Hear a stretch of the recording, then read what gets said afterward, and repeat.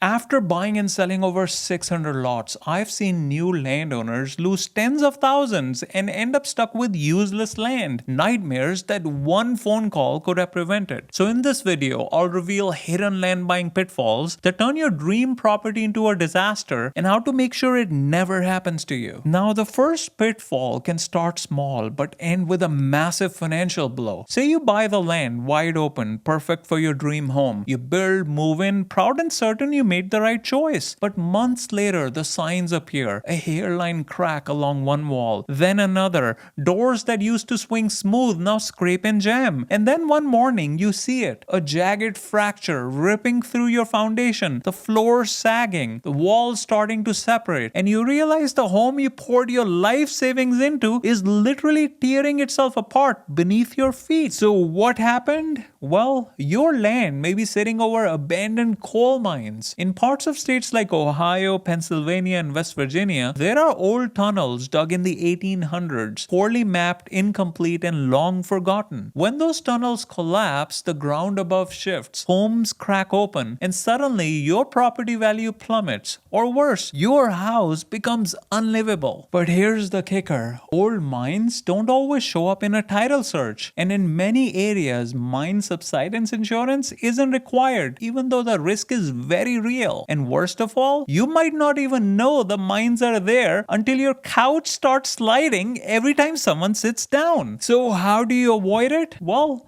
before you buy, research the property's subsidence risk. Contact your state's mine subsidence program or geological survey. Ask for maps of historic mining in the area. Walk the land, look for cracks, leaning structures, or ground that feels uneven. Even if insurance isn't required, consider buying subsidence coverage if it's available. Now, the second pitfall can add a surprise 5-figure price tag right after you close. Say you find this beautiful lot with flat ground. Even after rain, the soil feels firm and dry, so you buy it. A few weeks later, you call the county health department to start your septic permit. They pull up your parcel, check a few maps, and then give you a number. That site will require a $22,000 septic system. So what happened? Well, your land sits over a seasonal high water table, soil that gets saturated during certain times of the year. In areas like this, the county won't allow a standard in-ground septic system. Instead, you're required to build a raised mound system. These systems work, but they come with a steep price tag, special engineering, pumps, sand fills, inspections, and ongoing maintenance. Suddenly, your affordable lot thinks it's starring in the lifestyles of the rich and septic.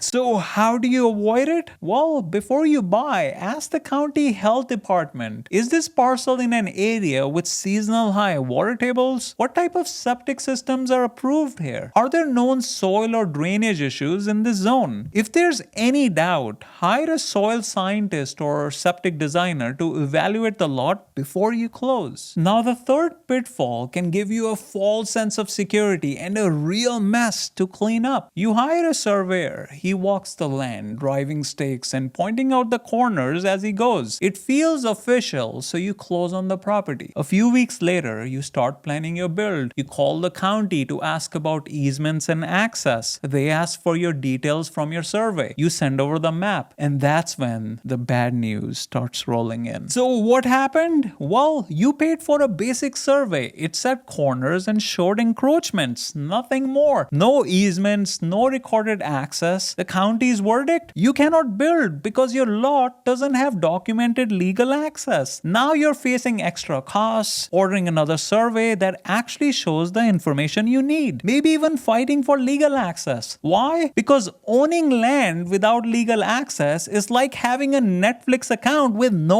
Wi-Fi. So how do you avoid it? Before you hire a surveyor, get a written contract. Spell out exactly what you need. Flood zones, topology, easements, legal access, improvements on the property, and a map prepared and recorded with the county. Now, the fourth pitfall can cost you months of work because of one wrong assumption. assumption. You buy a small lot. Before closing, you call the county. They tell you it's fine to park an RV while you build. So you move forward. You clear the land, install power and sewer, and spend weeks at a time on site in your RV. It feels like everything is falling into place. But then your phone rings. They say your RV permit isn't valid without an active construction contract. And then the kicker, you have got 24 hours to move that RV off the property. So what happened? Well, you checked with the county but not with the township. And inside township limits, their rules can override the county's. That's when you learn the township enforces rules the same way ninjas attack, quietly and at 6 a.m. So how do you avoid it? Always check with every governing authority, county, township, and city before you buy. Don't assume one approval covers them all. Ask for their rules in writing or copies of the ordinances. Now, pitfall number 5 can leave you with land you can't live on no matter how hard you work. You find 40 acres of raw land out in the country. There's no city water connection, but that's fine. You'll just drill a well. You close on the property and dive in. You cut in a driveway. You spend weekends out there hauling supplies, sweating through long days, all to get ready for the mobile home that's already scheduled to be delivered. Then the water test results come in and everything grinds to a halt. So what happened? The well water isn't portable. It's contaminated, unsafe to drink. Fixing it would take expensive filtration systems that cost more than the land itself. You went in hoping for spring water. Instead, you got swamp Gatorade with bonus chunks. So how do you avoid it? Before you buy, have the water tested. Ask the county health department or a certified lab to check for bacteria, nitrates, and other contaminants. If no well exists yet, drill a test well first. Now the 6th pitfall can feel like a bargain until the bills start showing up. Say you find an affordable lot. Property taxes are low, the location seems perfect, and the price feels like a steal. So you buy it. Months later, the first tax bill shows up and your stomach drops. There's a second charge on the bill, a massive fee, 10 times higher than the regular property tax, and it repeats every single year. Suddenly, your cheap land costs more to hold than you ever imagined. So what happened? The land was part of a district with a special assessment, an extra tax local governments use to fund projects like roads or utilities. In some places, these hidden charges can far exceed your normal tax bill and follow the land for decades, like your college alumni asking for donations while you're still paying student loans. So how do you avoid it? Before you buy, call the county treasurer or tax assessor. Ask directly, are there any additional fees or special assessments on this parcel? Get the full tax breakdown in writing. Now the 7th pitfall can make your land feel less like a project and more like a crime scene. You find a sunny lot in Florida. It looks perfect, open, buildable, ready for your plans. You close on the property and start clearing brush. A few days later, you get a call from the county. Stop all work immediately. No explanation, just a warning to halt everything or face penalties. So what happened? The lot sits in a protected habitat for the Florida scrub jay, a threatened bird species. In these areas, you can't clear land, build, or even mow without special permits. Those permits can cost thousands and take months or more to get, and ignoring the rules can lead to serious fines. Welcome to Scrub Jay Acres. Population, not you. So how do you avoid it? Before you buy, check with your county's planning or environmental department for habitat restrictions. Review GIS maps for scrub jay overlays. Ask what permits or mitigation plan would be required. Now the 8th pitfall can turn land ownership into disaster recovery fast. You find 200 acres out in the country. It's beautiful. There's a river on one side and a creek running through it. But as you walk the back of the property, you start noticing things. River rock pushed far up into a field. Grass pressed flat in wide patches. The agent shrugs and says it was just a 100-year flood. Later, you chat with a neighbor. They pause, glance toward the creek, and you start to feel uneasy. So what happened?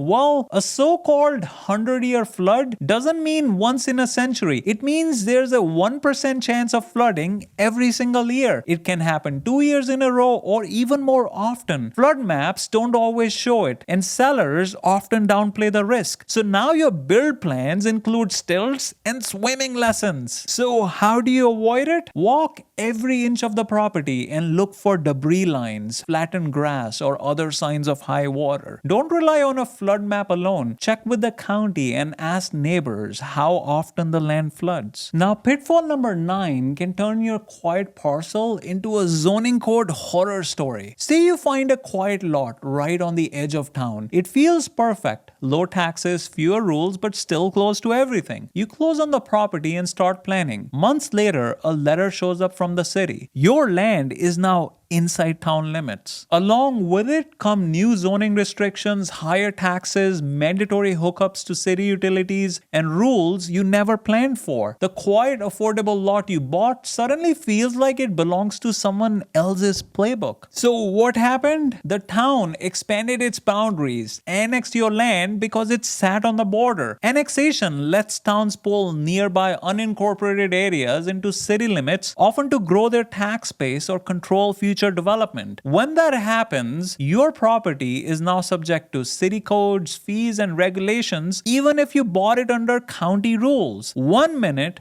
you're planting tomatoes. The next, you're debating setbacks with someone named Brad from city code enforcement. So how do you avoid it? Before you buy, check with the city and county planning departments to see if the area is in a future annexation plan. Review comprehensive plans or growth maps. Many towns publish them online. Now the 10th pitfall can turn progress into panic in under 5 seconds. You just bought your land. You're eager to get started and dig trench for a driveway. So you fire up the auger and start digging. A few feet down, you hear it. A sudden, deafening boom. So what happened? You hit a buried utility line. Gas, electric, water, fiber. Most of it is underground, and not all of it is obvious. Hitting a line can cause serious injuries, blackouts, massive repair bills, or even put you on the hook for damages. In some cases, you could face fines for digging without authorization.